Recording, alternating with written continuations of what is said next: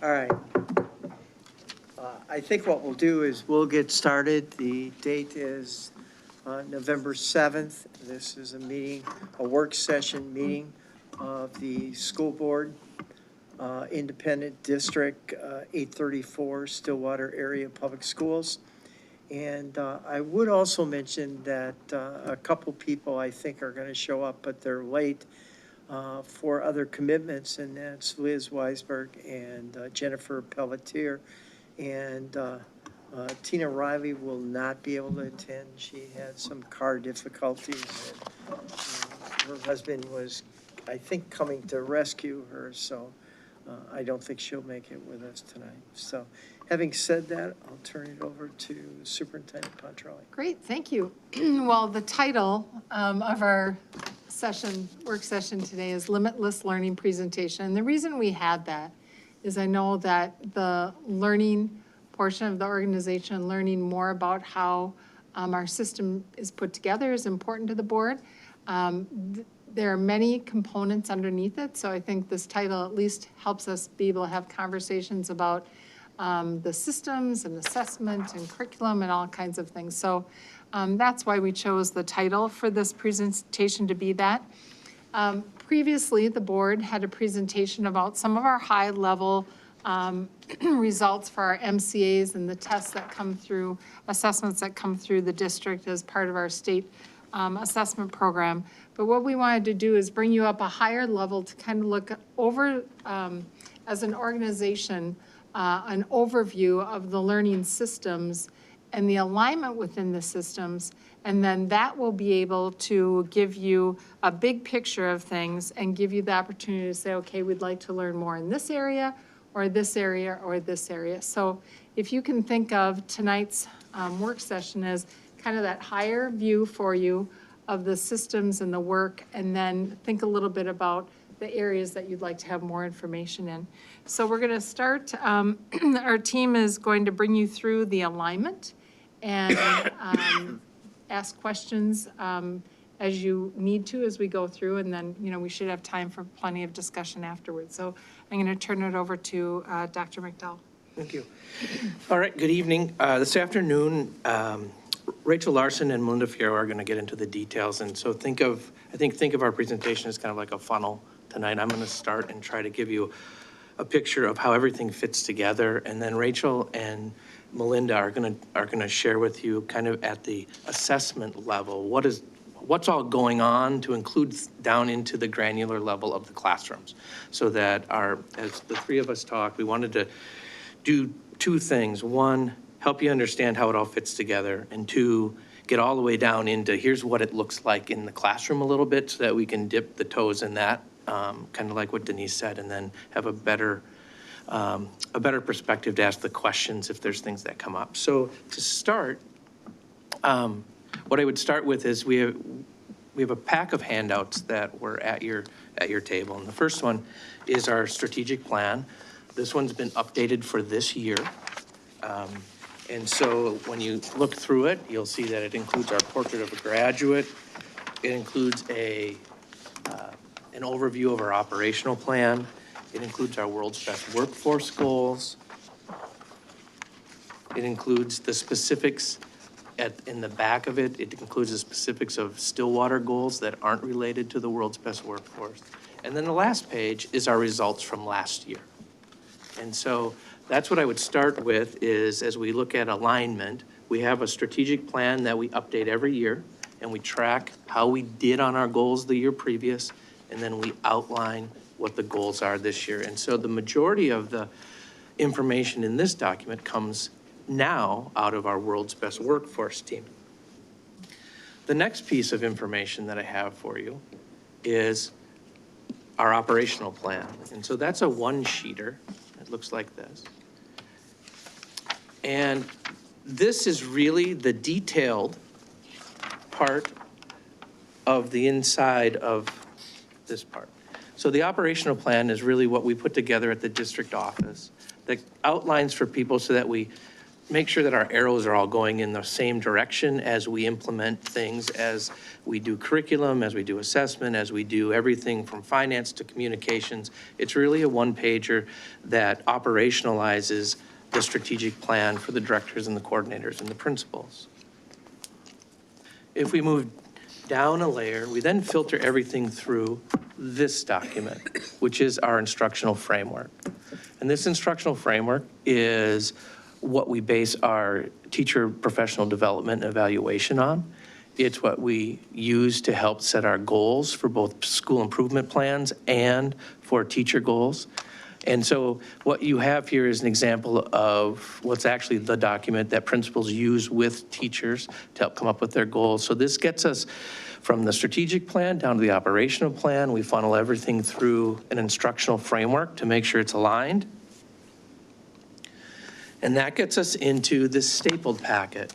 And so what I've put together for you in this stapled packet is all of this year's school improvement plans for each building, to include early childhood and the ALC. And so what you'll see is that they're in alphabetical order by elementary school, and then they go to middle schools, and then the high schools. And if you just look at the first page, it's Afton Lakeland's, and what you'll see on the left-hand side is our district-wide goal, which is centered around student engagement. It's our second year. And you'll see, if you follow that column down, each building has listed what their building level strategies are to be reaching towards that goal. And then you'll see the next part of the column on the left-hand side is what that building has listed as evidence. And then finally at the bottom is what support, training, or professional development does the building need? So that is the district-wide goal. In the center column, you have the building achievement goal. Now, most of the building achievement goals are the same as their Q-comp building goals, or they're very close, if not exactly the same. And if you follow that column down, you'll see again, they list building strategies, the evidence towards meeting those strategies, or the goal, and then what support, training, and professional development they're going to be doing over the course of the year. And then finally, each building in the last column has a building instructional growth goal. And the process is the same. What are their strategies? What's the evidence going to be? And what support, training, and professional development? So you'll find in this stapled packet one of these pages for every building, all the elementary schools, both middle schools, the high school, the ALC, and the early childhood center. Everybody is required to do one of these. And so these are the school improvement plans for this year. Now, if I walk you back up, just to make sure that we're understanding this, so these are created and line up with our instructional framework. The instructional framework is guided by the operational plan, and the operational plan is guided by our portrait of a graduate and our strategic plan. And so where you will see that articulated is if you look again on the front page of the stapled one, in the first row across the top, you'll see in the bottom of that first box, they have pointed out which world's best workforce portion it relates to. And so there's a very intentional conversation that is happening at the director level, at the coordinator level, at the principal level, at the learning leaders level, at the PLC level in every building, and then at the classroom level, because everybody is aware of all of these documents coming together. And so this is what it looks like to align, or currently what it looks like to align our system in how we are working towards meeting not only the goals of the strategic plan, but our Q-comp goals, our school improvement goals, and our achievement goals. And with that, I'll turn it over to Rachel. Rachel, do you mind, before you go on, just to clarify a few things? With the school improvement plans, those are something that our leadership teams work on with their principal. They get whatever data they can in the spring and try to pull most of this together in the spring so they can plan for what professional development might need to be over the summer, and then for the full next year based on what the student needs are and the school needs are. So this is part of when you hear us talk about our learning leaders. Our leaders sit down, our teams of teachers with their principals to help develop this by looking at their data, looking at where the strengths and weaknesses or areas of challenge are, and then deciding what those strategies are going to be able to address the student need. The instructional framework, this 5D colored sheet that you have that we were talking a little bit about, you'll be able to go through and see and take a look at some of the areas. Student engagement is something that we've been focusing on. This was part of the talent development. Actually, I think when we first started going through the talent teacher development and evaluation process, that we needed to have something consistent throughout the district. So when teachers are setting their goals for their Q-comp or setting their instructional goals, they're using common language. There's a common way for them to be evaluated. And our principals and administrative team have spent a lot of time last year going through a whole process about how to have fidelity with this process. So when they are in observing teachers, that they can give constructive feedback. And if I would have Jennifer and Shelley observing me, they should have a pretty close, similar observation, even if they weren't doing it at the same time. If you took a video clip of me teaching and then you both scored it, it should be pretty similar. And so we spent a lot of time with our principals developing that fidelity process and helping them understand what good teaching is and how principals would be supporting them in that process. When we get to the end of, down into the details, the student engagement section of that piece that Denise was just talking about is also the basis for our student engagement survey that we give to our students at the end of each school year. So the feedback we're getting there links directly to the instructional framework that we're having teachers utilize and put their instruction through. So with that, I'll turn it over to Rachel and Melinda, and they'll dive even deeper into assessment and how we use it. Good evening. To frame our thinking, we're responsible for many levels when we think about student achievement and helping each student grow and thrive while we have them with us. And we're accountable to the federal level and the Every Student Succeeds Act that we had shared with you a month earlier. And then we're also accountable to the state level, the World's Best Workforce Plan. And then we're accountable to the district with the strategic plan and the alignment. And then we're accountable to our kids and our families for how we're performing. And there's an intersectionality of pieces that come together. And what we focus on doing is aligning those components for teachers so that they can focus on the specific kids that are in front of them every day. So when we think about this, teaching is an act of the heart, but it's a science and it's an art. And when we think about what it is we teach students, that's our curriculum. And our curriculum are the state standards that are laid out ahead of us by the federal government, but most specifically by the state government. And then we think about, well, how are we going to teach what it is we need to teach our kids? That's where instruction comes in. And that's what Dr. McDowell and Superintendent Pontrelli referenced as our tool through the University of Washington that's based on significant research of what has impact in the classroom on various domains. And then we get down to the level of how do we know all of our hard work is making a difference and having an impact? How are our students growing and how are they learning? And that's where assessment comes in. And there are varying levels of assessment that we'll share with you because you'll see each level tonight as we discuss this. So just as an overview, our curriculum are the standards. We don't get to select curriculum or teach to a textbook. We teach to the standards. And the textbooks and the resources we use to teach are what help us meet those standards. And anyone can look at the standards that are posted by the Department of Education. And what we love about the standards is when we have standard review, for example, we're just finishing up science with the Department of Education. The commissioner has approved the new science standards that will go into effect 2023. That is done by bringing expert content teachers together across the state. Teachers can apply and submit an application, and so it's driven by experts in the field at the collegiate level, at the state level, and at the implementation level in the district. And something that teachers really appreciate is, just as students want to know, what am I expected to learn and how do I get there? Our teachers have the same need. Our teachers are continually focusing on how they can do better and how they can improve their practice. Just as our learners, we are continual learners. And so if you look at the specific 6 areas of research that impact student learning and that we focus on supporting teachers through, one of the areas is purpose. What are we focusing on, and what is our true learning target for our students? What is the skill we want them to learn? Another component of research is student engagement. How do we make sure that every student is engaged in the learning? Curriculum and pedagogy. What is it that we're teaching in the resources, and what are the instructional approaches that we're using to help students learn what they learn? And then assessment for student learning.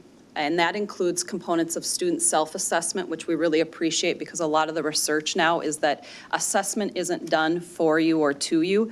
It's of learning, for learning, and within learning. And then classroom environment and culture. We all know that relationships lead to engagement, which leads to achievement. And so how do we make sure that we're doing research-based practices that support classroom environment and culture?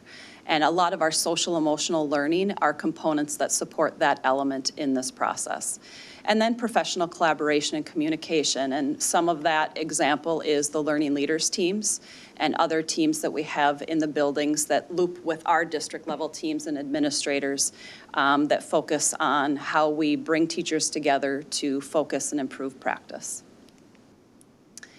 Then we have the assessment component of student achievement and growth. And we shared this slide with you when we went through the ESSA, Every Student Succeeds Act, and the World's Best Workforce Accountability Report.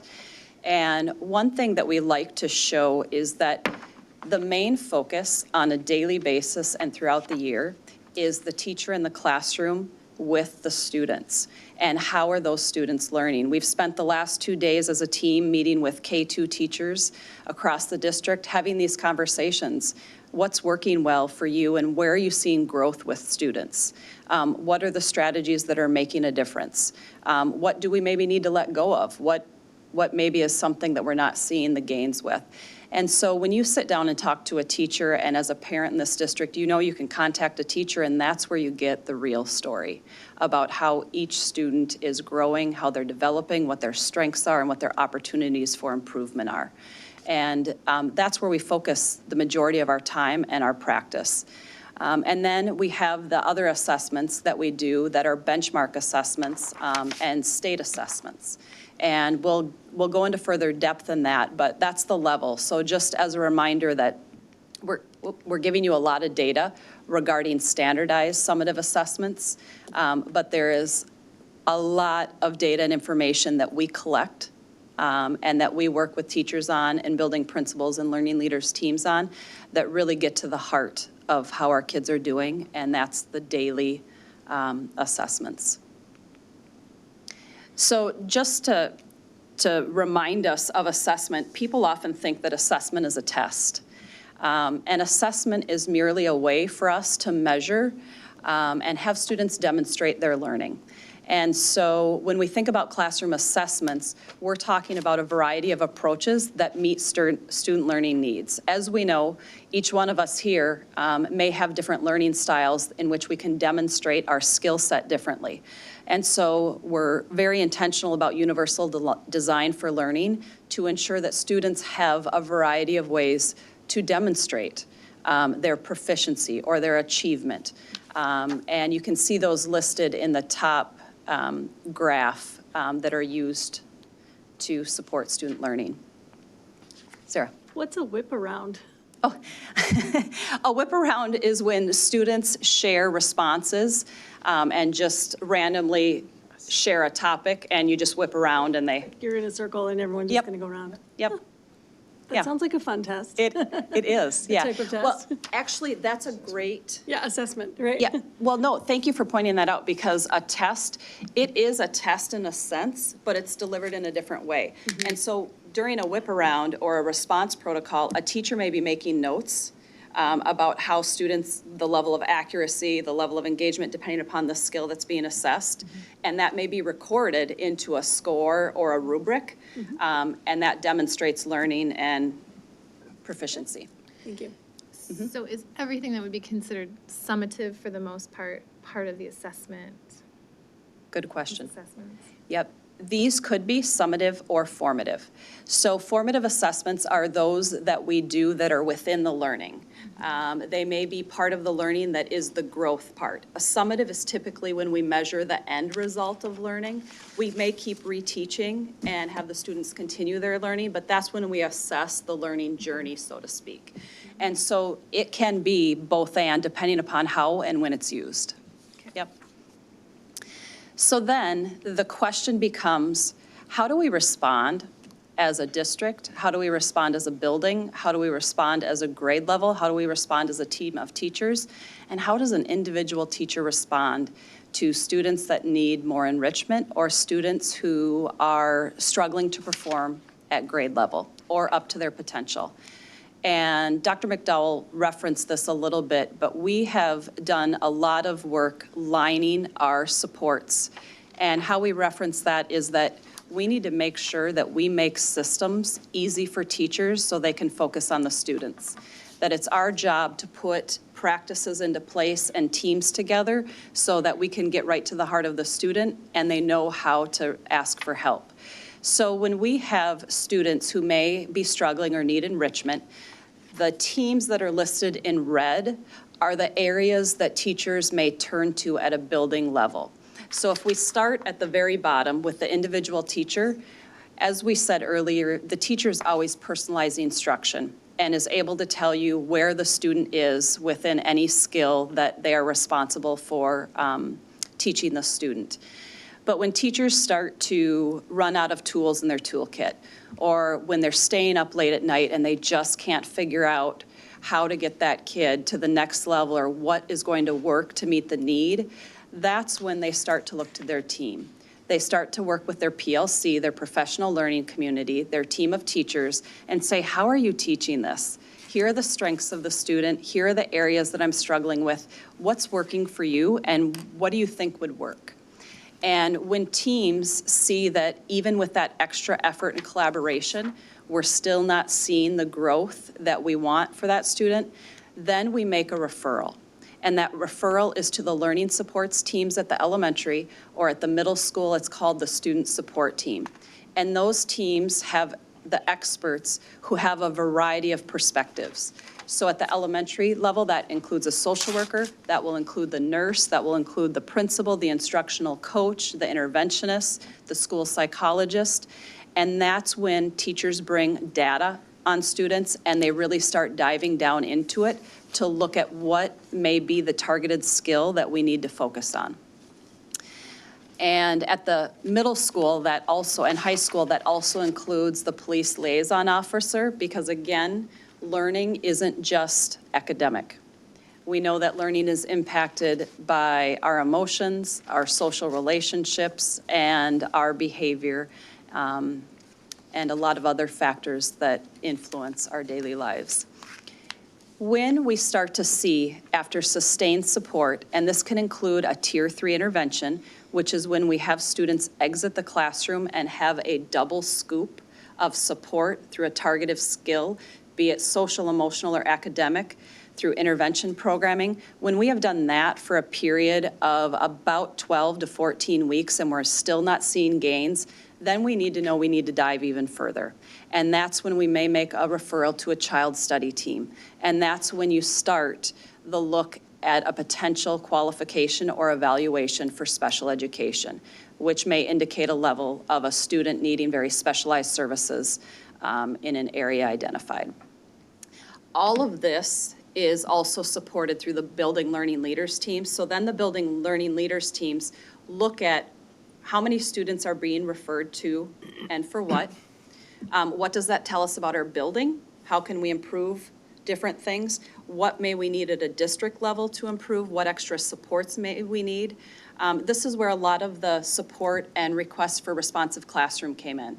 When we started to see behaviors become a concern and just needing to help children with emotional regulation and balance, teachers were saying, we want skills. We want research-based skills to make sure we're helping to support those needs. So that's when the district then feeds in that support process. So it's all aligned, and then we work with setting professional development and budget plans for that. So one of the handouts that you have is a list of standardized assessments. And one thing we'd like to share is that these assessments are standardized and they help support federal, state, and district goals. So these are not the assessments that take place in an individual classroom. These are given to an entire grade level of students or multiple grade levels of students. And one thing that we'd like to share, because we often get questions or there are assumptions that we over-assess students, and we in education will say that assessment is not just a test, it's part of a story. It's part of letting us know what the strengths are and what the opportunities for improvement are. But that being said, there are assessments that we have to provide. And so if you look at the first page, these assessments are all required and mandated by the state and federal government. What we do have choice with is which assessment we choose. So for example, if you look at the first measure, the teaching strategies gold and the preschool skills development, we are required by the state and federal government to have those measures. However, we have some local control that the state allows us to pick which assessment works best within our district. And we have conversations with other districts about what they're using. Same with the FAST assessment. And you'll see that later in the data that Melinda will get into, the formative assessment system for teachers. That's an assessment that we use to measure growth, and it's a screener for us. We are required by the state and federal government to have a growth measurement tool, but we select the FAST to use. If you flip this document over, and I apologize to the public who can't see this, you see a snapshot of this, but it is listed on our district website. Then we have some measures for district choice. And the district choice measures that we have are the benchmark assessment system. You may hear this as BAS, informal reading inventories. And this is an assessment that our elementary teachers do and they cannot live without. This is part of what supports the Ready, Set, Go conference. What this assessment does is it tells us what reading level our kid is at. And this is important so that we can personalize and individualize books, leveled resources, and make sure that a student has both a stretch text and a comfort text so that they're reinforcing skills but also being pushed to the next level of skill development. Before you go on, can I ask a question? Yep. We don't need this tonight, but at some point, could we get like the preschool tests, so fall, winter, spring, but approximately how many minutes? Yeah. There, Oh, we you know, do have that. Yeah. So at some point, you Yeah. don't have to share that tonight, but if, Yep. so if we could get an idea of that. And then my second question is, do parents receive the FAST results? Yes, in various forms. Schools choose to communicate those differently. Some communicate them through an electronic message, some access through Seesaw now, some log in. Intervention programs, students that are in intervention, they receive a physical copy, but otherwise they're accessible online. But teachers may communicate them differently, but we do ask that those are shared with parents. Okay. Yep. Because I'm not, I can't recall seeing that. So maybe I'm missing the way it's being okay. communicated, but. Yeah. Go for it. Yeah, Yep. I can speak briefly about the preschool. When Rachel mentioned at the beginning how sometimes students are taking an assessment and they don't realize it, this is one of those cases. What happens is preschool teachers have basically a rubric and a checklist, and as they go through activities and informal assessments with the students, they're recording scores for their students. It isn't anything that our preschool students sit down and realize that they're taking an assessment. So it's hard to quantify that because it's such an integrated part of their curriculum and it's done over so much time. So maybe the other ones are a little easier to quantify, how long a Yes. FAST test takes. Yep, Things like that. those are more easy to do. And we, So a question I have along those lines. So I'm on that second column horizontally on here, Yep, and that's the FAST, right? correct. And in the, to the right, it says fall, winter, and spring. So is that each of those times? And that's not just for struggling kids, that's for all kids. Because sometimes you won't know otherwise if they are strugglers or non-strugglers or Right. achievers. Right. So FAST is used as our screener K-5, and it is delivered fall, winter, spring K-5 to all students. It's a relatively short test. It's about 20 minutes per subject that they do 3 times a year. When we get to the secondary level, 6-12, they use the screener for students that are at risk or have been at risk in the past as an intervention piece. So some And students. that's a much smaller It's a much population. smaller group of students, and it's also, perhaps they're not taking it all 3, fall, winter, spring. So they might not take it at all, or they would at least take it the first time? They might not take it at all at the secondary level. Can I, so just kind of adding on to that, so in looking at this, give or take grades, K-5, they have the FAST 3 times a year required. MCA, is grades 3 to 8. Yep. And that's in the spring. And then they have the COGAT, is that how that's pronounced? COGAT? Yep. And that's late fall for Only grade 3. only grade 3, okay. Other students as requested. As requested by the parents or by, Yep. okay. And these are all the required tests? Yes. We have to have something, some sort of measure in place to identify students, for Okay. For Are we example, doing all- we That's what chose, COGAT does, we yeah. chose the COGAT as our test. Okay, It's, And we're doing all Thank third you. grade students All now? Yeah. third grade. we started that 3 years ago, universal screening.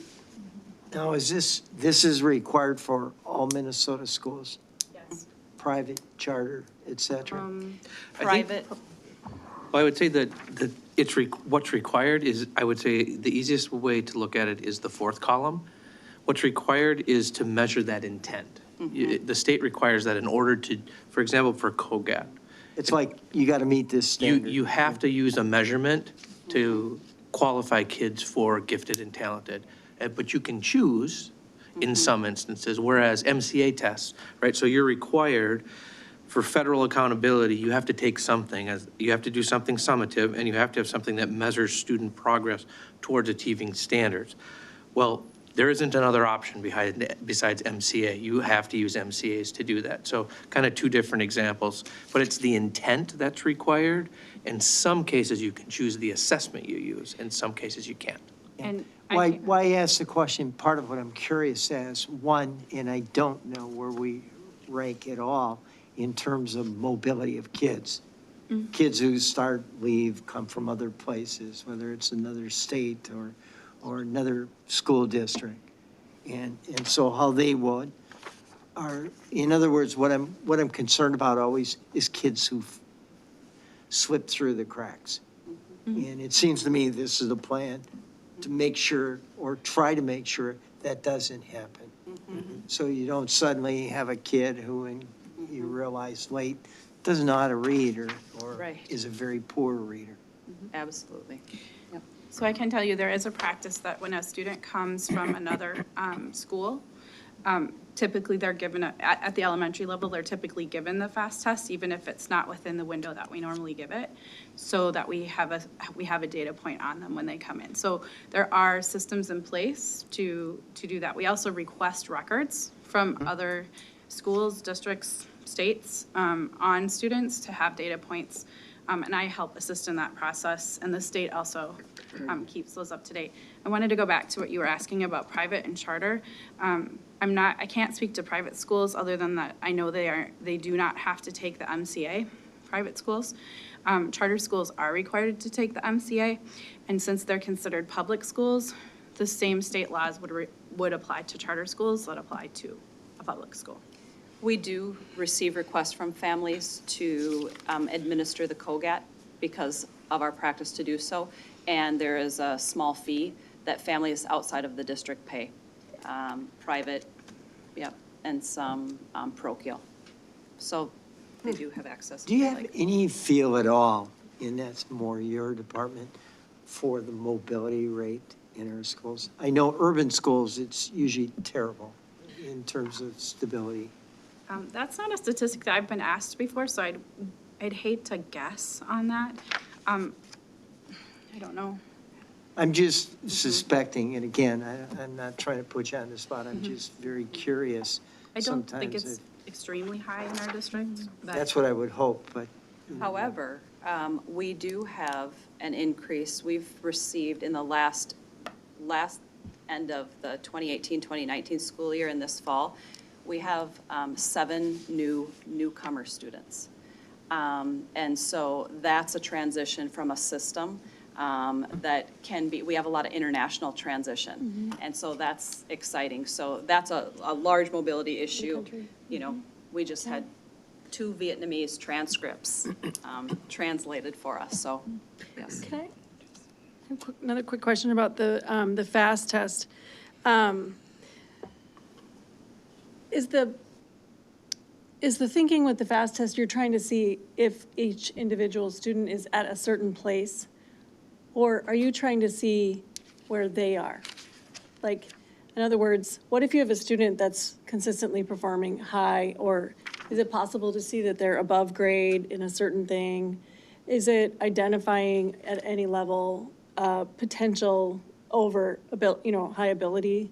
And if so, what's being done? Like, if they're under a certain level, obviously a whole bunch of things start to happen. But what happens if we have students that are showing really high scores sort of over and over again on those tests? Yeah. So yes, the FastBridge assessment will give us percentile rankings, and we we look at state percentile rankings, but what we really set our scores by is the national percentile rankings. And so the students that are high in the percentile rankings, the teachers look at those scores and they know to deliver an enriched or enhanced set of supports for those students, depending upon the areas in which they are performing high. There are also indicators for us with cluster programming. We have the COGAT, but they also help inform that, so. Okay, great. And then they would combine that with their data that they're collecting in the classroom to sort of show that picture. One thing that I'd like to point out is on the side that is the district choice, we have 2 new pieces this school year, and some of this has come out of the pathway conversations from the high school about being solely focused on ACT and wanting to expand the possibility for students who might be interested in a college placement.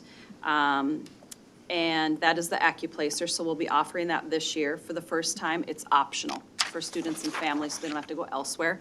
And then also the ASVAB, students that may be interested in military service taking that entrance exam.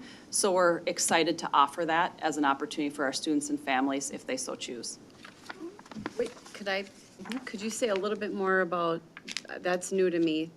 You've probably mentioned it already, but at what grade is that offered? Is that like an email sent home to parents, or? So we haven't, I don't believe the high school's communicated that yet Okay. for AccuPlacer and ASVAB, because we're still working out the details. How AccuPlacer works, it's offered all the time at Century College, so families can go to Century College at any time and take that test.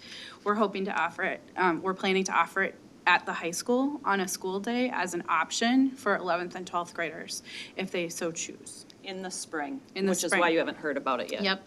Okay. And then the same with the ASVAB. It's the Military Armed Forces exam also will be optional, likely to be offered on the same day at the high school as the AccuPlacer.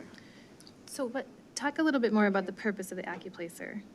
So Century College uses the AccuPlacer to determine what level of course a student can enroll in when they start there. So PSEO students, anybody that's going to take a PSEO class at Century College has to take the AccuPlacer.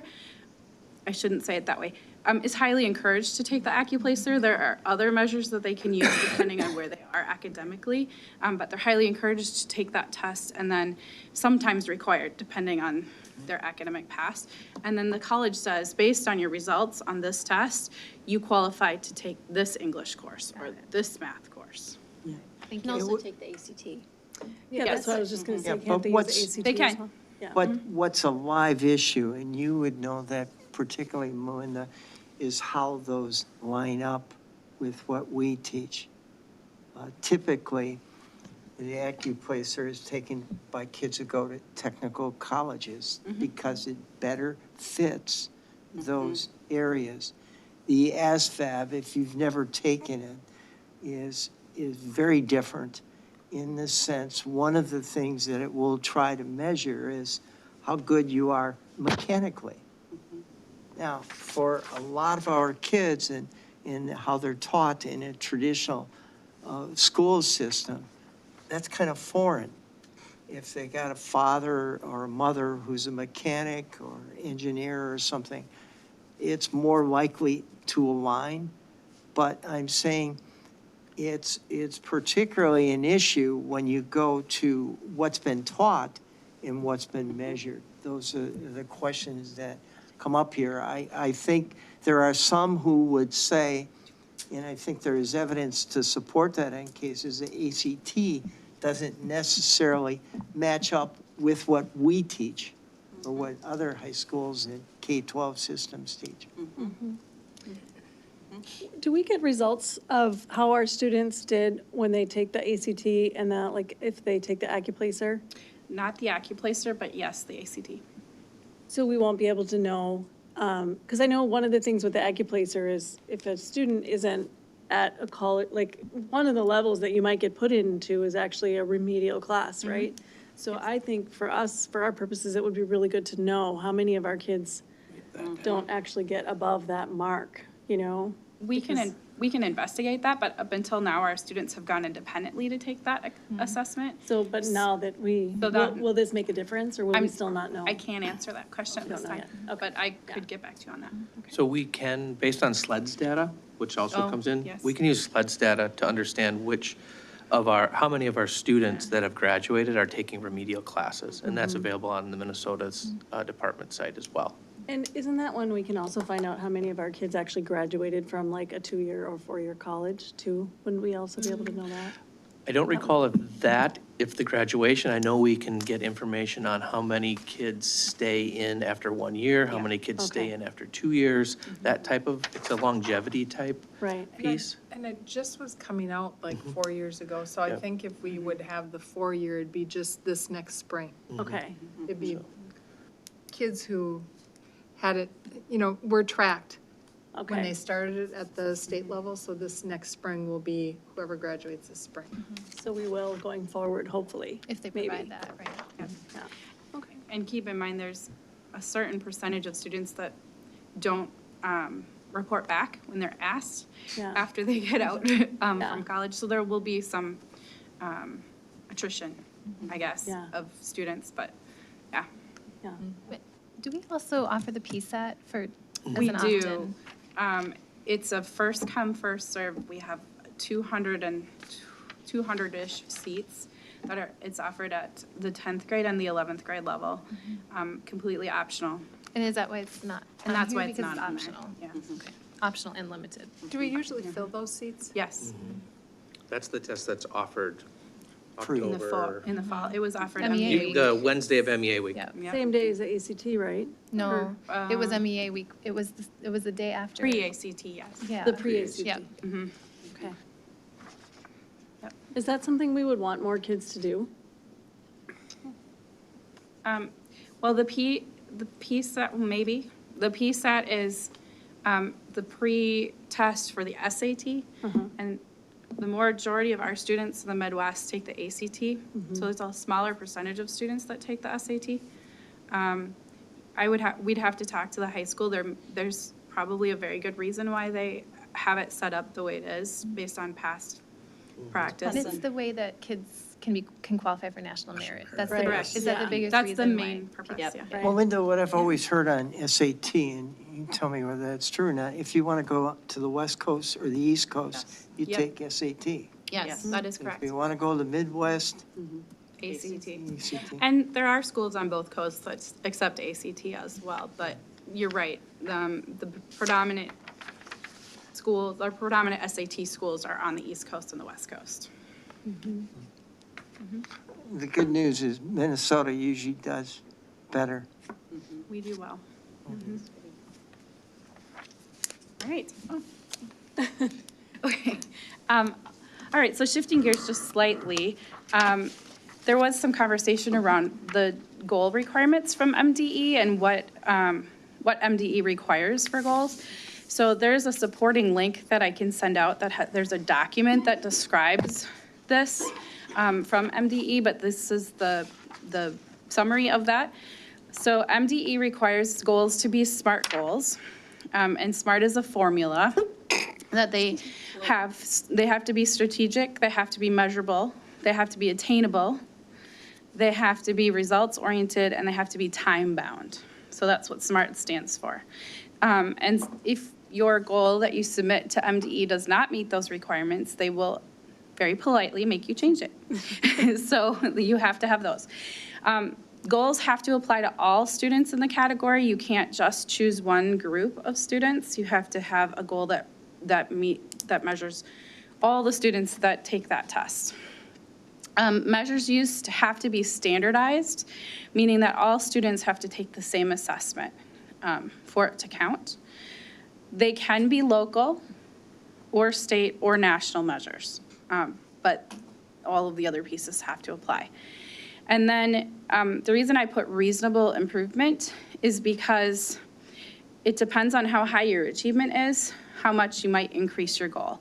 For example, our graduation rate is at 95%. It's really hard to move that number, so a 0.5% might be sufficient, attainable for that. Whereas if you're talking about a proficiency rate that's say in the mid-70s, you might look at a 2% increase, for example. So they don't want you to go backwards, obviously, and they want you to make improvement, but they understand that they're shrinking return as you increase. Now, when you set those, so are they longitudinal goals? Yep, so you can have multiple year goals. Because that was always the rep on No Child Left Behind. Yes. You were measuring a different group all the time. Yep. Yeah. They actually encourage you to have multi-year goals now, so that's why you'll see that many of the World's Best Workforce goals are 3-year goals for that reason, because they want you to be looking at it over time and not discrete groups. Mm-hmm. All right, so also in front of you, you have a fresh copy of the Student Performance Measures Progress Report. This is what I would call a very good draft. There are a couple small pieces that are still being finalized, but for the most part, all the numbers are accurate.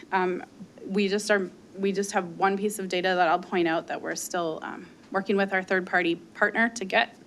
But otherwise, what you have in front of you is 6 years of information on the performance measures that were put in place by the school board and the administration over time. So starting from the top, as you know, we have 2 goal areas in Stillwater that are specific to us. Student engagement is the first one. And for the first 5 years, we did a Bridge to Excellence survey as part of the Bridge to Excellence plan. This last spring, we implemented our new survey, which is the student engagement survey. And the results of that survey are on the back, and we'll get to those. So you'll notice when you get there that there's only 1 year of data, and that's because it's a brand new survey that we've only given once, okay? Other measures that we put into this category are the attendance rate. And if you remember when we presented the North Star accountability, the state changed the way they calculated attendance in 2017-18. And they have not reported out the 2019 yet, but that number that you see is from our data that we submitted to the state. So the 2018-19 number we feel is going to match pretty closely to what the state gives us in the spring of 2020, but it's not the official MDE number because remember they report 1 year behind.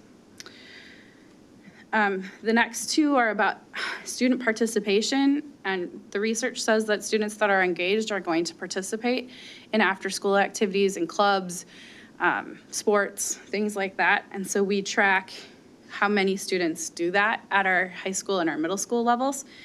I will point out that the high school number is not, it could be, the same student could be counted twice at the high school level, but at the middle school levels, we were able to separate those, so a student wouldn't be counted twice. Does that make sense? Yes, because that's something I wrote down. So the Yeah. middle schools are accurate, at the number of students that participate in one or more activities. Correct. But the high school, So it could be 1,400, we don't know, right? It could we don't be- know for sure, no. The way that it's tracked at the high school is different than the way it's tracked at the middle school. And so at the middle school level, they are able to quickly take the time to say, okay, this student participated in theater and volleyball and soccer.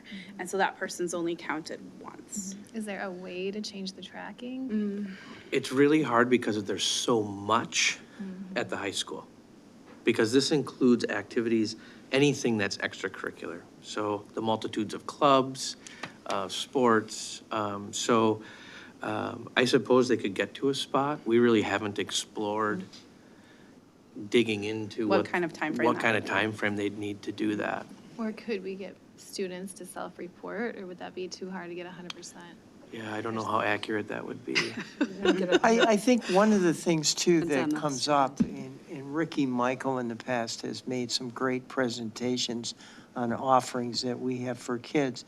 We might have kids who are not in varsity sports, but kids who are very active in time that they go and spend playing basketball with their friends as far as, but it's not as regulated, but I think you could build a case for some kids, that's a strong affiliation or identification with school activities as well. And then the next number is the number of students who failed one or more courses, and that's 712. So that includes middle school and a high school. And you can see that number is going down. Then if we move on, we Now, talk. is it by semester or is? Just Full year. through the Right. full year, yep. Okay. And those are individual students, not multiply counted in any way. All right, the next category is the social, emotional, behavior development. We track the number of dismissals. And if you remember, last year we had a little bit of a spike. Remember that we had ninth grade moving up to the high school, so that made a difference.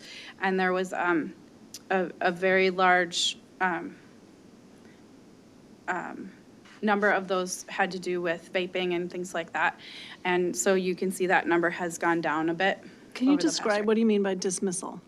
That would be a suspension, or a student that's sent home for more than part of a day. Okay. Does that include YCAP? Or is that No. suspension only? Yes. It would be it would be a That's in school, suspension. right? Yep. That's Yeah. like in-school suspension? That's in okay. school, yep. Mhm. And do Yep. we not have the numbers yet from last year? Is that, The next two, the informal visits that you're talking about. Yeah. Those are the two that, so this information comes to us from Family Means, and it's, they calculate things differently than we do, so they gave me some numbers, but they weren't the way we normally report them, so I had to send them back so that I can get them to match the way we've reported them in the past. So those will be coming very shortly, but, and the numbers are exactly the same for last year, right? So for the two, so is that just, are they saying each of the same Oh. students? School-based. that's probably a mistake. I'll have to, Yeah, because what would be the it would error be there? smaller. Would be the average number of students formally served. And this is part of the calculation. Yep. So we do not, so there's a difference between the therapeutic services of clients that Family Means provides and then the check-ins, in which, ongoing therapeutic clinical support may not be needed. Okay. So the numbers in the box for 2017-18 and the second box, I will get those updated because those are not accurate. We have stayed fairly steady with that, so it should be closer to the box next to it. Okay. We did not see a ginormous increase in that. Sorry about that. All right, the next. Ginormous. Technical term. The next line is the Minnesota Student Survey, and 2018-19 was a year that the Minnesota Student Survey was delivered. It's delivered every 3 years. So there is new data results on the back, and I'll go through that after we get through the rest of it, because it's a little more involved. But so on the back side of this paper, you do have the results for that. We can talk about that.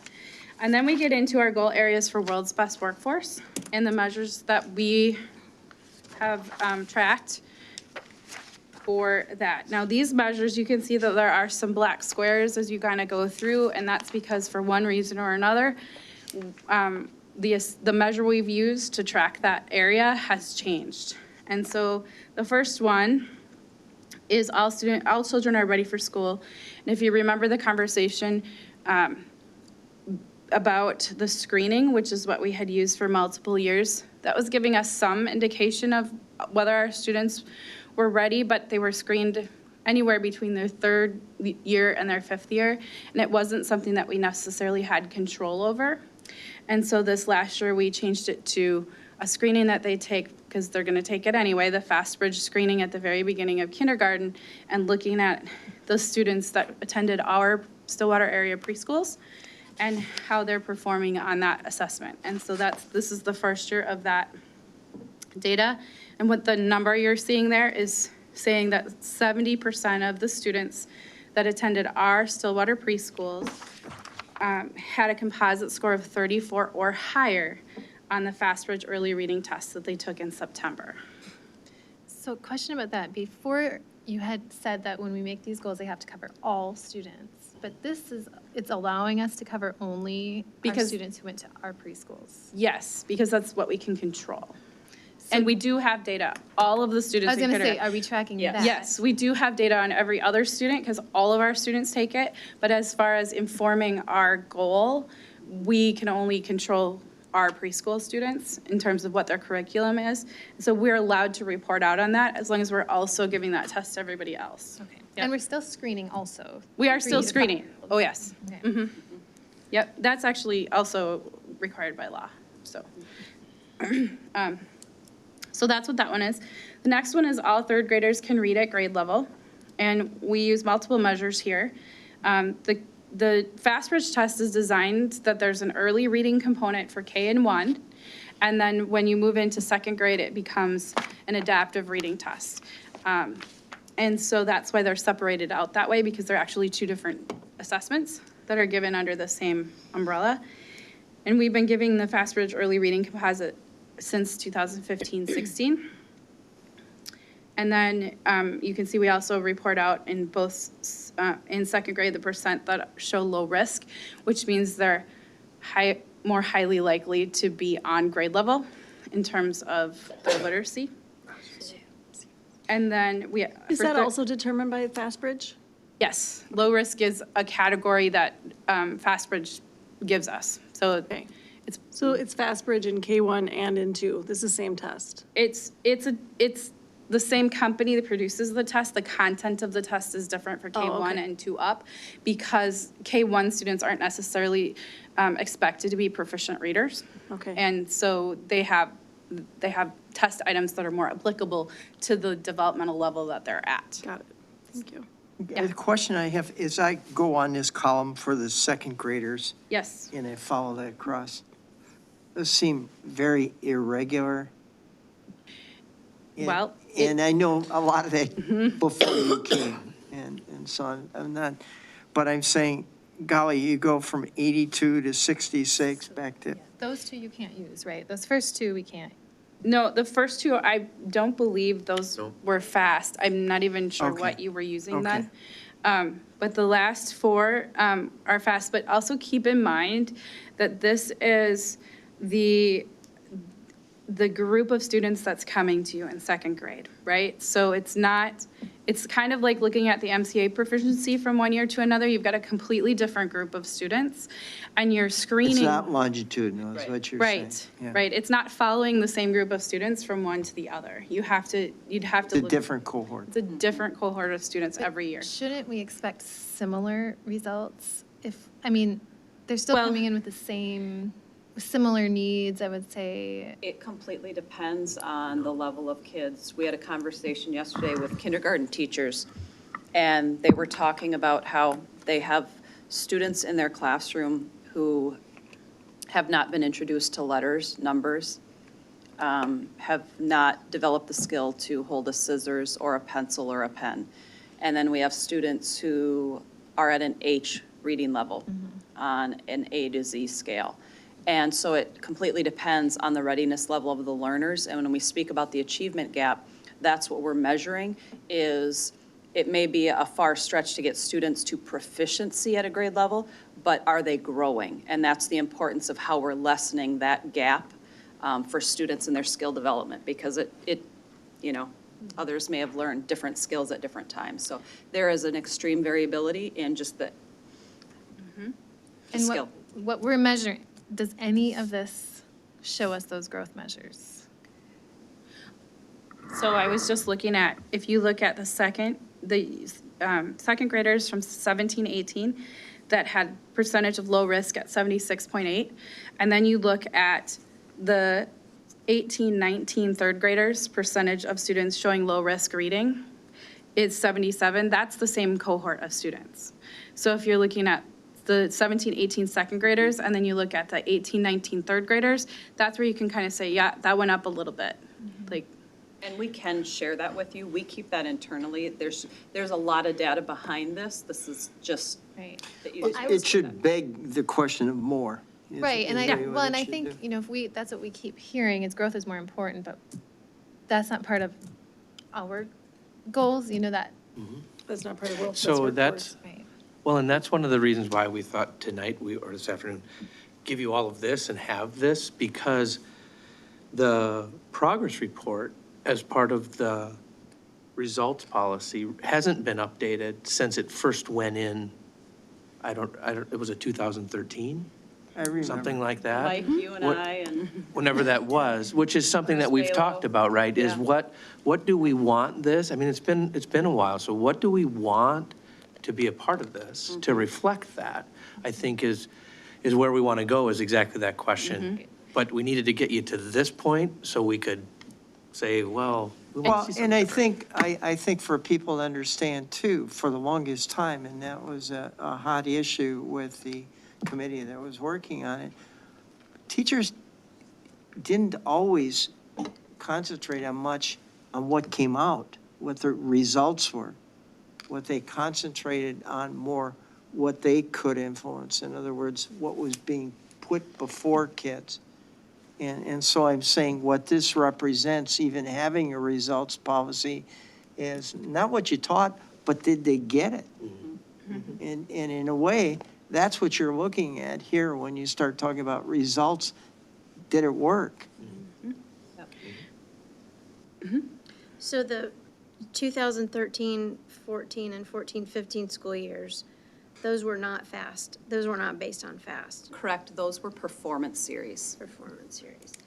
And then the fact that the FAST score is going down is good if it's showing the students showing low-risk reading.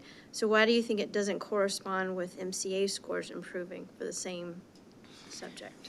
You want that number to go up. so Not actually down. what you want is the low risk reading to be a higher percentage, because it means that less students are at risk. Right, Okay, I was reading that yeah. incorrectly. It's confusing. Okay. And then FastBridge has about a 20% variance with MCA. So you can, when you look at an MCA or a FastBridge low-risk reading percentage, you can kind of say your MCA proficiency should be somewhere in the neighborhood of 20% of that, usually up to 20% lower. And we are within that when we are looking at our data, so it's I So think then it's, I'm sorry, the percentage of students showing low risk for reading, the fact that it's going down is not a positive thing. Well, it's not necessarily positive or negative because when it's being reported, it's a different group of students every year. But if you're looking from second grade to third grade, for example, the one example I gave was 17-18 to 18-19, it actually isn't going down. It went up slightly. Well, it's just confusing the way it's worded, because Yep. it sounds like that, Right. it sounds like last year we had 76% of students who were low risk. This year we only have 71, but it's not what it's saying. And we can share, you know, more of the longitudinal so we can follow cohorts because we look at Cohorts, that. Thank you. All right, so moving down, one thing I did want to mention though, as you're thinking about this is we always report out on the measure we're using for our official World's Best Workforce goal. So keep that in mind as you're looking at, we sometimes report out on more than that, but for sure we report out on whatever measure we're using officially for our World's Best Workforce. So in third grade, that's MCA proficiency, and so that's why that one's on there for that. And, yep. So that would be the first after third grade, is that what you're saying? So where it says all third graders can read at grade level, we always make sure that we report out on whatever measure we're using officially for World's Best Workforce. So in our World's Best Workforce goal is related to our proficiency rate in MCA. Okay, and so what I'm saying is, which of those is the official one? It's the first one where it says third grade % of students proficient on MCA reading test. That's one. what I wanted. And then Thank we you. also report out on our FastBridge lowest reading for third grade, so you can kind of see how those tie. So with the all Thank you. racial and economic achievement gaps are closed, that one to me looks like it's not showing growth, but our goal is a growth goal. Is that? That is correct. It is not officially it wasn't officially part of the results policy. We were using MCA proficiency up until this last year. Okay. So that's a good thing to point out. We should add the growth Yeah. percentages on here. Are there places that are showing growth? And I'm not talking about us, I'm talking, are there? In terms of proficiency, MCA Or proficiency? growth here, particularly in that next, all racial and economic achievement gaps are closed. Are there people that you're aware of, and I'm talking about places, districts, districts. whatever, that seem to be doing well there? Whatever well is, Yep. I'm just saying growth is. So there's a lot of latitude in what you can use for your World's Best Workforce goal in this category. And not every district uses MCA proficiency, for example, or growth. But so what I did is I took 13 districts and I looked at the achievement gap in proficiency, not necessarily how each group of students was performing, but how big was the gap between the highest performing group, which is typically in those 13 districts was either white students or Asian students in almost every case, and the lowest performing group, which for reading was typically special education students and ELL learners in every district. And for reading, we were in the middle of that stack of 13 in terms of what our gap was. So I calculated the highest and the lowest, and let's say, don't quote me on these numbers, but let's say it was 40%, okay? I did that for each district, and then I did a chart of where did we fall in terms of that percentage compared to the other 12 districts. And for reading, we were in the middle, and in math, we were second to the top in terms of having the lowest gap, the least gap between our highest performing group and our lowest performing group. If you look at our student groups as a whole, what is fair to say overall, and this is a blending of math and reading, that we perform higher than average in reducing the gap and performance for our African-American students. And we struggle with our Hispanic students and our free reduced lunch population. So if Yeah, and I guess overall, what I'm hinting at is identify. looking is, the whole idea is that if somebody's having Mm-hmm. great success, What We is let's go discuss. find out. Yes, Yeah. yep. And honestly, of the 13 districts, we were almost equal to them. I mean, there might have been a little bit of movement, like some of them had a lower gap in their African-American population.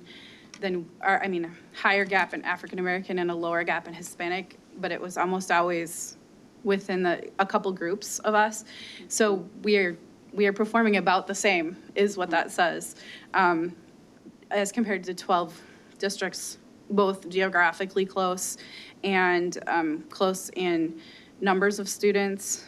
And then I looked for a district or two that were close in both of those, both size and demographics, because those are big pieces that kind of play into it, and we're right on par with them. So We can share that with you. we definitely have that to show. Can you explain the asterisk, the state proficiency percentage declined? Yes, so Access was between 2015-16 and 2016-17, when they reported the proficiency rate of Access across the state, it dropped dramatically. And then we wanted to be able to explain why ours went down significantly. What do you mean by access? Access is the state test that ELL learners have to take. Yeah, and so the test was revamped in that year, Redefined. and it made it more challenging to be proficient. And so that's why that number is quite different from 2015, 16 to 16, 17. But you can see that we have been slowly increasing. I also wanted to say that in 17, 18, the state didn't report out for us. They didn't report it out in the same way. They reported it out as level 5, 6 and level 4, 5, 6, and proficiency is 4.5. So I had to report both of those because somewhere in the middle of the level 4 is where our proficiency rate started. And so that's why it's confusing. I'm gonna go back and see if they fixed 17, 18 now, because they did fix 18, 19, and you can see that we were at 19.9%. What is level 4? So on the Access test, when they take that test, they are given a level score. So level 1, level 2, level 3, level 4, level 5, level 6. That's like as high as they can go. And they take the average of the 4 domains, and if you are at a 4.5 or higher, you're considered proficient. So Okay. the That's how it- highest need is a level 1. Yep. Okay. As you get more proficient, then you get a higher number. And so for instance, if you're at a 6, then you're probably just at a check-in with an EL teacher to make sure you're making progress, and you're not necessarily, you wouldn't be having daily services. Right. Thank you very much. So when we get 7 newcomers to the Yes. to the group now who don't have any English language, you can expect that that would be a bump that might be lower next Yeah, year. that they may perform at a level 1 or 2. And Because 3 we're are just at the high learning. school. That's the mobility part we were talking about, really. There's a little bit of there's a little bit of the mobility, but it's also the language level that our students come in as. I mean, mobile or not, what they're coming in with it makes a difference, and what level they come in makes a difference. Yep. Can I just ask? So I remember looking at this last year and being really pleasantly surprised at the huge jump. It seemed like a huge jump in the free and reduced lunch numbers from last year. For reading, it jumped like 8 percentage points, and for math, it jumped almost 4. 3.5. Yep. So I felt like that was a really big jump in 1 year. Have you guys talked about that, or do we have any thoughts about why that happened? And then I don't see the ones for this year on here yet, so I was looking forward to seeing a continuation of that this year. They're actually not on there because we didn't have enough students to report in that. Really? Mhm. Because Okay, you need how many? You need 20%, right? It's, you need 20 in a given Or category. 20, yeah, students. 20 students. and we Yep. didn't have Well, Per grade, or what? yes, per grade. It seems odd that those aren't there. Let me right see. Yeah. because that feels like we have higher numbers than Yeah, that. we would. Yeah. Yep. Those two. There has to be. One thing, when we think about strategies, there are a lot of universal strategies for that because we cannot personally identify students who fit in free reduced lunch. That is protected data, federal. And so that makes it a little bit more difficult because we absolutely do not want to make assumptions about the students in front of us and skill level, but that's one of the factors that it's important for us to track as a whole, but to identify with other students. You know, when we get down to the personalization of growth for each kid, we're able to identify, you know, their skill level. And it's hard for us in that category to track that. Okay. It also depends on how many families complete the application. That's a variable Yeah. from year to year as well.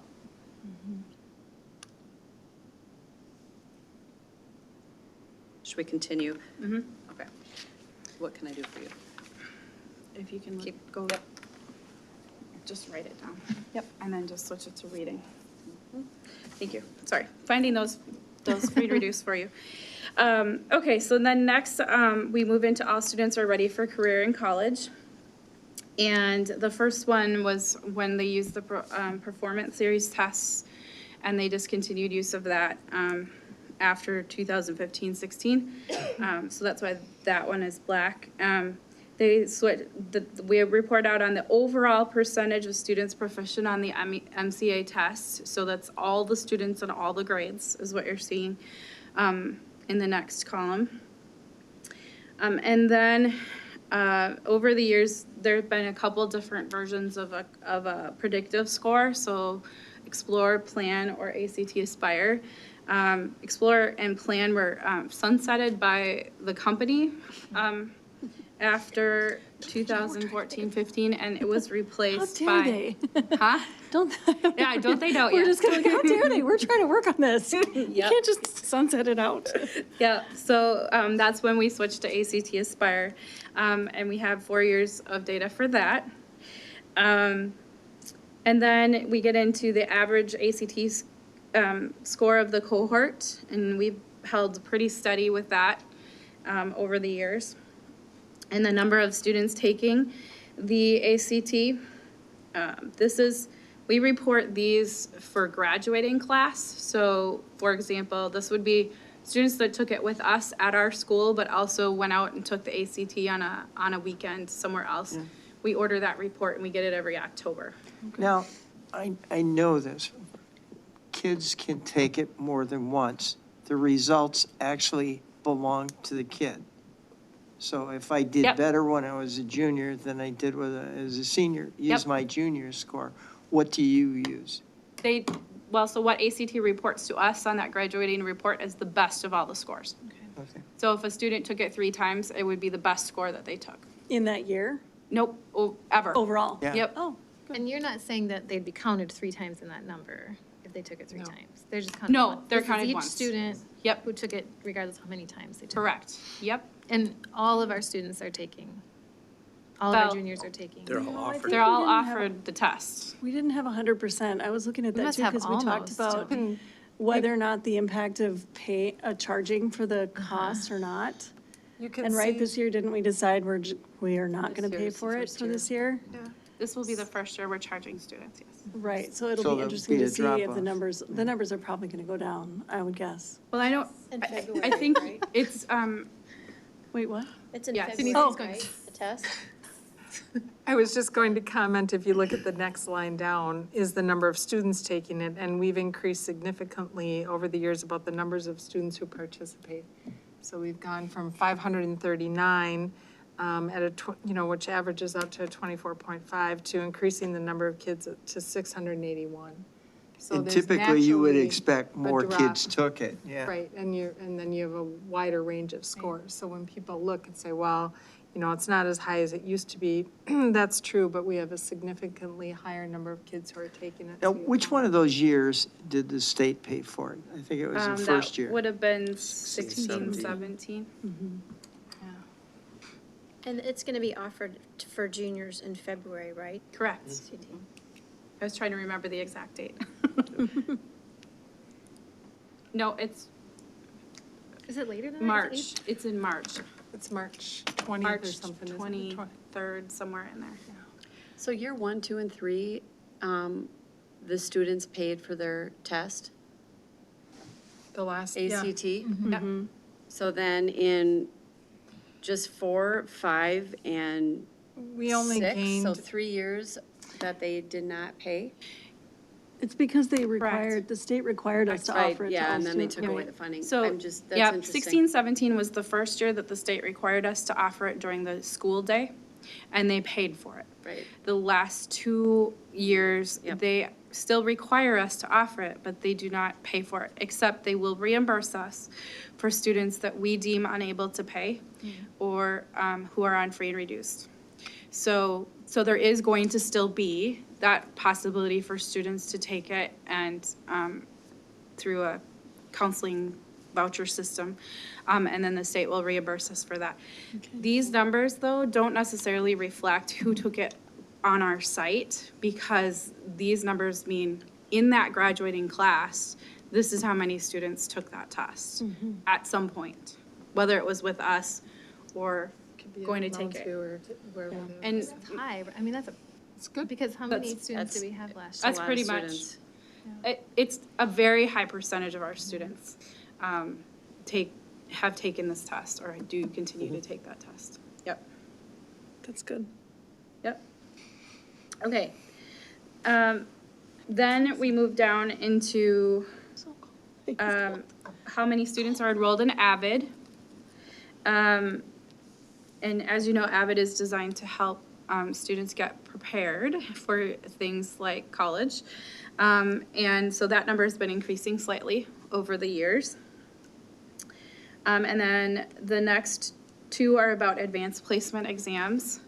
So the next one is the percentage of students that earned a 3 or higher on the exams that they took, and the number of exams taken. Now, that's not individual students. That's because we do have students. We had a student last year, I believe, took 4 AP exams, which is amazing. But so they could, they're counted 4 times in that number, if that's how that makes sense. And then the last two are graduation rate, our 4-year graduation rate, and then our 6-year special education graduation rate. And why is that so much lower? Do we know what happened there? It might be that we just haven't, we had that particular cohort of students could have had more needs and could be moving into year 7, could be the Remember, particular makeup. That's like transitions. That's We're not talking transitions. about a huge number of kids, so even just a few kids would make a difference, big difference in the that number, yep. percentage. Yeah. Yep. Well, and these are kids who, if they're not kind of pushed or pressured, they have a legal right either way to stay till they're 21. All right, so if you flip over to the back side. On the back side of this, on the left, you have the new student engagement survey that was delivered last spring. So this is a brand-new survey. It was never given in our district in the past. And you can see the results of the students. So those percentages you're seeing are the percent of students who agree or strongly agree with that statement. Where you see a dash would mean that that question was not given to that age group. So there are a couple of them that 3rd through 6th grade were not asked that question. And then there were a couple of them where the question was changed 3rd through 6th grade and secondary because developmentally for their understanding. Yeah. Is there a way to see the whole survey to see what they did check? Like if they said strongly disagree or whatever the middle of the road answer was? We have all the raw data. And The reason that this is we- every 3 years, you said? No, this one we give This one every will year. be every year. Different survey. Yep. Strongly. This is our new one.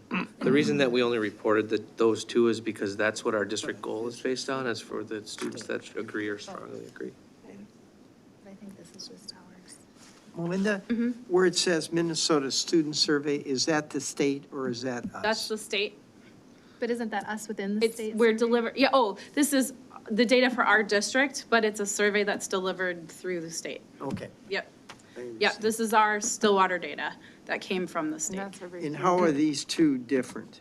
The Minnesota student survey is only given every 3 years, so our data doesn't refresh and the one on the left is our new one that we started last year that will be delivered every year. So in the future, you'll be able to have your over-year data on that, just like you did with the Bridge for Excellence survey. Same questions and. We'll have the same, yep. There may be a couple tweaks depending on the analytics, like wording questions or something like that, but overall, yes. So we could get the raw data that would see like all the choices, like what came out the highest For the, for the student engagement survey? Yeah. Thank you. Yep. So the Minnesota Student Survey, if you looked, I just wanted to point out a couple things. If you see an asterisk, it means there was a slight wording change, but we didn't feel it was enough to make it a completely different line. And then there were, when you get down to the behaviors piece, they removed a couple questions about suspension, and they reworked that section so they could get more in-depth information about why students were missing school. And so anywhere you see the word new, it was a brand new prompt on the survey this year and hadn't been asked before. So just so you know, and I picked, students in that category could pick all that applied. So it was like if you missed one or more days of school, why did you? And they checked a bunch of boxes if they all applied. So, so I picked the ones that had the most responses in those categories. So like, so there were a couple other ones, and we can show those to you too, but there were a couple other ones, but they literally, there were either 0 or 1, or we just didn't have very many responses in that category. And how do we determine which ones we include on here? Because there's got like gobs of questions, right? That's a good question. It's before my time. Before your time. Right, and you know? Yeah. which, I missed. Why these were the selected, For the Minnesota student. oh. Yeah. So remember when we did the Bridge to Excellence strategic plan? These Yeah. were the questions that were relevant to that plan at the time, Okay. and I think that's why they were selected. Okay. See, the first time I became exposed to this was when I worked with YDAP, it was a long, long time ago, drug and alcohol. And so they pay an awful lot of attention to this. Do you share these results with teachers? Do they see this a lot? Because I was fascinated, and it's an aside, and I probably was guilty to it more than I'm willing to admit, even when they said, who does the most talking in the class? Is it the teacher or the kids, you know? Well, it's very subjective. Who's working the hardest? Well, here's where it's interesting with the new student engagement survey. If I take you all the way back to what we started this afternoon with on the 5 dimensions, right? So this is a conversation that principals are having with teachers, and we're focusing on are things like, if you look at the student engagement and you go across the right side on the guiding questions, the first question there is, what is the frequency of teacher talk, teacher-initiated questions, student-initiated questions, student-to-student interaction, student presentation of work? So that is something that we're having a conversation about instruction with teachers about. And so what this survey then is linked to is who talks more in class? And so the data, for our hopes are that the data from this survey longitudinally is going to help validate what do we need to focus on here that is considered research-based best practice with regard to student engagement. And so we think it's going to help in that conversation because it's directly linked to the instructional framework on the front end. The word I've always had trouble with, and I still do, is what I think oftentimes is too prevalent is worksheets for kids. Sometimes I think kids get worksheet to death. But if you were going to say, were they engaged? Yeah. Was it meaningful? And then that becomes, or the quality of it, that becomes a different measure. So I'm saying, on all these things Engage sometimes. is different than compliance, right? Yeah, Is that what you're yeah. trying to say? And transferring of learning. Yeah. And that's what shifted for principals doing their walkthrough observations on student engagement. If a principal comes in and sees a classroom and there's kids doing worksheets, that's not considered engagement. Engagement would be having dialogue with one another about what the content is. Or an interactive. Or interaction, yeah.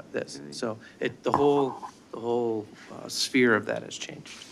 So is there a way, like when we get the Minnesota student survey results and I guess we're not looking even at multi-years, but a way to call out, there's so much here, but here's the top 3 that we're really concerned about the scores on, and this is, an area we really want to hit. Is there a way to reflect that in what we see? Yeah, we can do that. I think that since I've been in the district, pieces that stand out is sexual orientation, physical appearance, including size and weight, and students' self-reporting of feeling in control, and this is linked to anxiety and depression. Those are the pieces that continually stand out with our student population. Do principals go through these results with their staffs? I believe so. I believe they do, but I don't know to which degree. We go through this information with principals. But I don't, we'd have to actually ask the principals. Because I'm saying it's one thing, like even this, I find interesting, to actually take time to go through the lines and whatever conversation or discussion that promotes. That's most likely to have a lasting effect than, gee, take it home and look at it, and I may or may not. Yeah. I think, I think you're right. I think one of the things that we probably need to talk a little bit about is sometimes we rely less on the Minnesota student survey just because you get it every 3 years. So the board might want to, I think it's worth having more conversation about what the student engagement survey results, what are those that are important, or, what do we need to choose? Because that you'd have yearly data then coming back. I think they're still so important though, right? I think they're answering different questions that. Yeah. It might make sense to pick a couple, to really have that discussion on that Minnesota survey, and pick 3 or 4 that we want to track longitudinally over time, and use the student engagement survey for the rest, and simplify it that way. But see, what I would find fascinating in a way is if you could get people's attention enough to do what you just did, as opposed to, okay, make it simple, gee, these are the MCA scores or something like that. It's so much in isolation. The real look is much more complex. And I wonder, maybe not quite this big, if you had this, a reduced version, and whatever that would be, and that was kind of a handout that was in the Gazette or in the lowdown or whatever, how many people would actually spend time? And even if you got a 1/10 of those people who got it, to actually look at it and then promote a discussion of that, to me, meaningful. I would just suggest that that's part of what we try to do with our stakeholders report when we send that out. A lot of this information is included in that, and we can even be more intentional this year about drawing that connection for people too, to understand that that's where it's coming from, is the student results, if that's helpful. Yeah. We also use it with our World's Best Workforce. They go through this in depth. Mike, I think, I don't know if you can see this. Yeah, No, I sorry. can't see everybody, so. Sorry. Go ahead, be seen. We just talked about this in policy, about we don't penalize anybody for not returning a survey or completing a survey.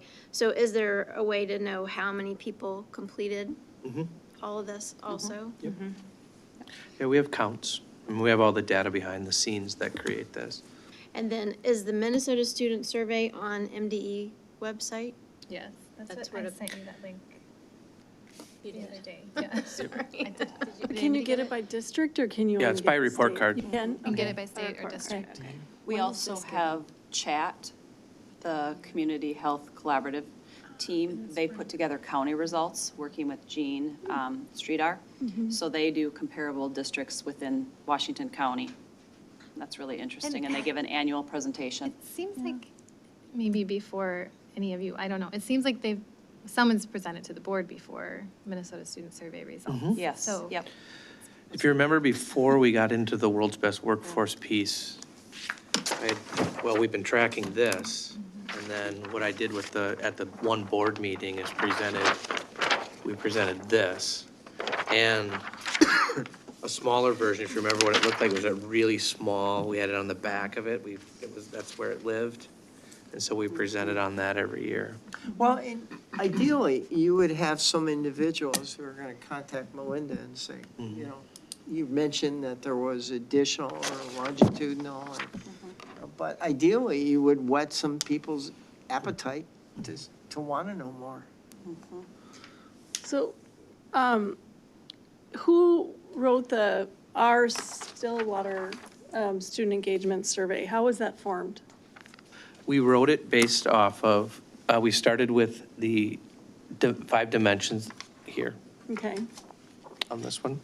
And then we took questions from the Bridge to Excellence survey that didn't seem to be covered, that seemed to make sense. okay. And then we ran it by the whole Department of Learning and Innovation. And then we ran it by principals. I can't remember. Instructional coaches. Instructional coaches, just to make sure we had questions that were developmentally appropriate. And then we had three buildings pilot. We had 3 buildings do a pilot survey to see if there was anything that didn't make sense to kids that they took it and all that, and could build the validity and reliability. And Yeah, then, that's where I was going too. Yep. I Yeah. bet somebody like CARE, is it, out of Minnesota? Carrie. yeah, Carrie. Carrie, They would love that. yeah. So, We tried to do it as research-based as we could so we could get Yeah. valid Yeah. It results. is a random sample. and was the thinking that you didn't want to wait for 3 years for the Minnesota survey, or was it beyond something else? What was the purpose of having both? So the part of the last strategic plan was to have a Bridge to Excellence survey. That's where the whole thing started. So the Bridge to Excellence survey had been given all the way up to last year, Okay. prior to last year. Given 5 years.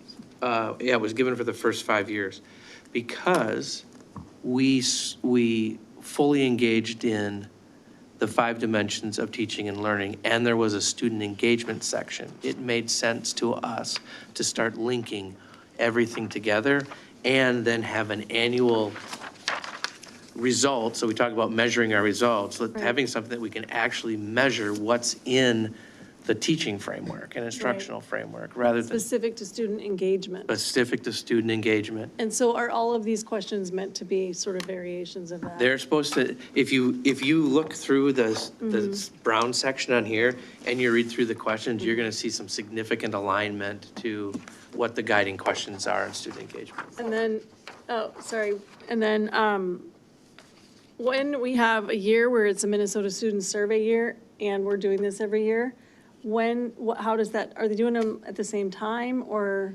They don't happen exactly at the same time, but we do them both. We don't take a break from, in the spring. The other piece, well, they're both random samples. So you could have, I suppose you could have a kid that would take both, but you're gonna have many kids that don't take either. I thought Minnesota Student Survey was offered to everybody because you can opt out. Is it just? It I is. think Is it But, everyone? yep, it's everyone with the In those opportunity to grades. opt out. Oh, that's what that one is, sorry. Even- Yep, sorry, I It misspoke depends on on how that. much time is in between when you take it, Yeah. you know. lots The of- Minnesota Student Survey, that's pretty much done, like, everybody's getting this test on this day at this time. That's right. Like, That's everyone's right. doing it. Yep. And if you want to opt out, you can, but that's okay. But our local one is a random sample, so Yep. like, certain kids are going to get it and some aren't.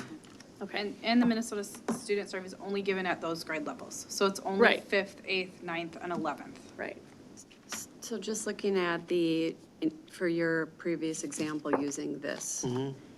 So engagement strategies, encourage equitable and purposeful student participation, ensure that all students have access to and are expected to participate in learning.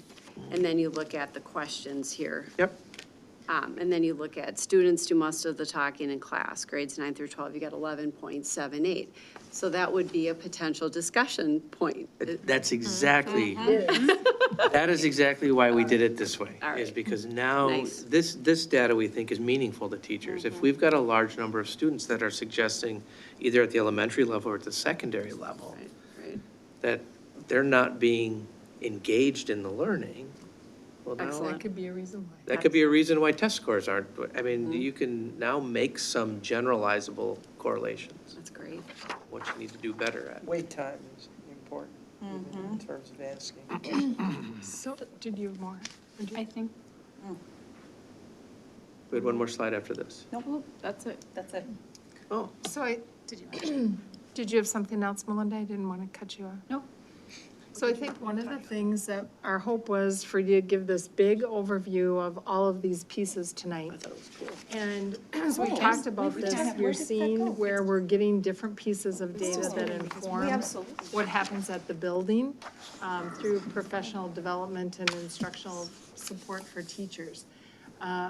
If the board would like, one of the things that we thought might be helpful is to go down even a little bit more granular now and perhaps have a session where we ask our principals to come in. We could have you connect with whoever you're a liaison for and do kind of a combo where, let's say that Liz is with Stonebridge. Are you? Okay, so she's with Stonebridge. So she'd sit down with Derek and go through, and Derek would kind of talk through their site improvement and what they're doing to really look at the data within their building. And then she'd have the opportunity, that's an elementary, we give her an opportunity if she wanted to talk to Andy or Eric about middle school and then maybe even high school, because then you could get a sense as a board, when we talk about accountability and what's happening with our data, it's great to look all this, right? But you want to know as a board, what are we supporting our principals and teachers in helping to move those data points? You heard a little bit tonight about where some of the variabilities are with it, but that would give you a closer, in-depth look about what we're trying to do. What might be an interesting follow-up too, because of the rotating schedule you got. You did that with one principal now. And then second semester, you had the same opportunity to do it with another principal. Plus, I think to them, that's good They wanna feedback and share. content. They want to Yeah, share. they do. These are the meetings that we typically have with them. We meet with principals 3 times a year, and that's the conversation we have, and that's what kind of got us thinking about it is this would be great if the board's interested in hearing that, because the principals do a wonderful job of explaining how they work with their PLCs, how they work with their teams, what exactly are they See, focusing and it on. gets at where we were talking earlier about student engagement. That's principal and board engagement. And this really does also have to go back to policy, right? Because this is Yes. our policy. So we need a policy working group to look at this and like what, you know, because this one especially doesn't match Yep. what we're reporting. So how do we make sure? So when we do that with policy, what would be great, at least from my perspective, is to have Rachel and Melinda, myself in and have a couple sessions where, because we really need to decide, are there things that we want to drop off of this, particularly things that we don't assess anymore? And are there things that we want to simplify on this or just, for example, Liz, you brought up the way it's worded and the percentages in all, is there a way that will make sense that we can think about for the next 5 years going out? So that when you see this every year. When I read it, I thought, oh, that's good. We have less people that are at risk for reading, and that's obviously. We've just been hesitant to make any changes to this because it's part of that board policy. And so we've left it as is and just tried to follow the data through. And that may be a good segue, Bob, to this slide. Yeah, it'd be a great segue. So what I put together, this is definitely not an exhaustive list, but I'm often asked, what else? What else do we have? What else do we collect? And so Chris's team was very nice to put this together, my brain. So for each goal area for World's Best Workforce, I just listed some of the other things, other data that we collect. Now, some of this is at the classroom level.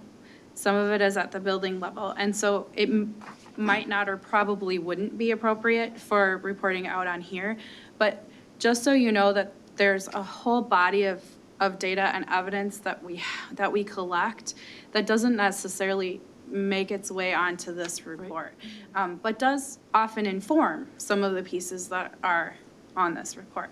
And so it's just another way to look at what are some of the other things. Yeah. What is the press intervention data?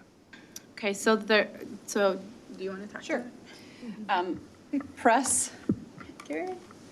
Yeah, sure. I can start. Press is a Tier 2 classroom intervention system in which we progress monitor specific skill strategies that teachers provide students in the classroom when they're showing that a skill is behind grade level. And so the teachers track, and the groups change. They track specific skills that they're looking at for student growth in the classroom. Okay. Kind of a follow-up, I don't know, in the packet that we got for the site improvement plans, there's some text in red. Does that mean that that is different from what it had been before, or is there any meaning behind at least the one that I got? Or green. And then there's some green later. There's some green too. I did not ask that question when I printed them off, so I don't have that answer for you. I can find out, Mark, if you want. I don't, because I noticed that not all of them did that, so I don't know why some of them are in red and some aren't. Because my question is, how are these in any way different this year than from last year or the year before? Oh, sure. If you know, if you do, one thing I was just gonna comment on is the three that did highlight, they're all the exact same Similar. things that they highlighted, so I don't know if they're teaming on that or. So Go ahead. the elementary collaborates because of literacy and other RC areas, so they collaborate and we set district-wide professional development goals. So they're focusing a lot on that as a district system, but then they set building individual goals that are specific to their area. So for example, in responsive classroom, one building's data might show that they need to focus more on reinforcing language with students. And so although our responsive classroom is an overall goal in the district, they may personalize it to that building. And then as an individual teacher, that teacher then with their TDEP goals in QComp will go even deeper and set a SMART goal that identifies the percentage of students that they want to meet whatever data they set in their classroom for the year, and then that gets measured personally. So on the building achievement goal, all the elementaries put MCA tied building achievement goals of 2% every year. So if that isn't achieved, then what happens? Well, Well, so these are tied to their QComp goal. And so there is, help me Deb, with what's the monetary piece for not reaching? $100. So if they don't reach their building-wide QComp goal, then they don't get $100 of the, I think it's 1,000 now, if I have it right. Is it 1,000 total? Yeah, 1,000 for the upcoming year. The building gets, Each teacher. Each teacher. So through QComp, each teacher this coming year can get up to $1,000, and it's based on components. And the building-wide goal is one of those components, which is worth $100 of that. And they have their own goals as well. They have goals as well. then as a building though, I mean, like if it's been several years and the goal hasn't been met, what happens to say, you know, what do we need to change? Yep. So that's exactly what we're doing this year with principals. In fact, this week, or last week, started the first round of principal meetings, and that's one of the questions that Denise has had seen me ask every one of them is, what are you doing in your PLCs right now based on the information you have from your achievement scores and your growth scores, and what is the conversation that's being had with your principals, and so, or with your teachers rather. And so that's what we're talking about now, is ensuring that as we look at these site improvement plans, that those weekly meetings of PLCs are talking about the data, talking about the students, understanding where they are, what are the interventions we're putting in place, what are the instructional strategies we're changing based on each building, because each one's a little bit different. And that's what they'd like to share with you. Yep. So you can see that kind of level of work they're doing. But this would be the jump-off point? Yep, absolutely. I think These were established at the end of last academic year? At the end of last academic year. What we try to do is in the spring, as Denise mentioned, is at our last learning leaders meeting, when they have their teams, is really focus in on what do you, without, minus the actual information from MCAs or whatever, what is the focus area that you're going to focus on, so that teachers, it isn't something new to them when they come back in the fall. And then my other question was, the elementary schools all use the same measure, they all use MCA, but then in the middle school, they used, Stillwater used MCA, and then Oakland used NWEA. Is there a reason that they use different measure? That's what the building has chosen to use as their measure for growth in their building achievement goal. Okay. those goals, because they're connected to QComp, and Deb Van Cly can explain this better, but those goals have to be approved by MDE. So they're very specific to measurement for those annual goals. So Deb submits those every fall, and then we get feedback on if that meets the requirements for SMART goals to then support the the stipend for meeting a building goal. And the teachers are part in the staff then in making the Absolutely. assessment. They do it. Because they think it's whatever, for whatever reason. Mm-hmm. They might say this makes more sense to us. So next steps, we can connect with principals. And at the same time, does it go to policy and you guys? I don't know when this is on the docket for policy. The other thing I was going to bring up with policy is we may want to think about bringing in Randall Newton and one or two people from the World's Best Workforce as we get into that conversation, because it's directly linked to what they're choosing as the metrics for the World's Best Workforce goals. So But just a thought. because there's a limited window and then we're going to change who's with what building, we may want to schedule a session like this with the principals. We'll schedule both for you. We'll have Sherry send something out for a principal session, and then we'll have Sherry work on with Sarah with the policy group about when you want to do that. Yeah, I mean, well, the last time we talked about the student results policy in the policy group, we really felt like we were going to need a session with all of us as well. Yeah. Well, a part I really want to thank you. I think this was very informative. My observation is I think the board found this extremely valuable, so thank you both and for the service you perform. This is good stuff. So if we have feedback, do we wait until we meet again? Do we share that with policy and then they just have that? What's the best? For the results policy. I guess If we have thought. Yeah, if you have thoughts about what components, first of all, I would recommend that you go look at the current policy. I could probably get that sent out to you. And then we're going to continue working on it. Right now, I think it would be overwhelming for us to try to start with what we have right now. So I think policy working group is going to have to refine a few things before we bring it to the whole group. Yeah, I think what we had said is that we want at least a starting point from a direction from the board. Yeah. Rather than us Yeah. trying to work from that and then present something, we want direction, I think, from the board. So the MSBA model policies in the 600s, if you go on the MSBA website and look at the 600s, a lot of those have to do directly with student results. So you might want to just refer to those and take a look at them and get ideas and thoughts from today. Substantially longer. It's a than our lot. current policy. It's a lot. It's very overwhelming, yeah. But clearly, the current results policy that we have is needs to be revamped. So with that, I'm going to adjourn. 2 minutes early. Thanks, Eric. All right, thank you. Fitting on your watch. Good. Get it to you, and then you can do it. Denise? I really want to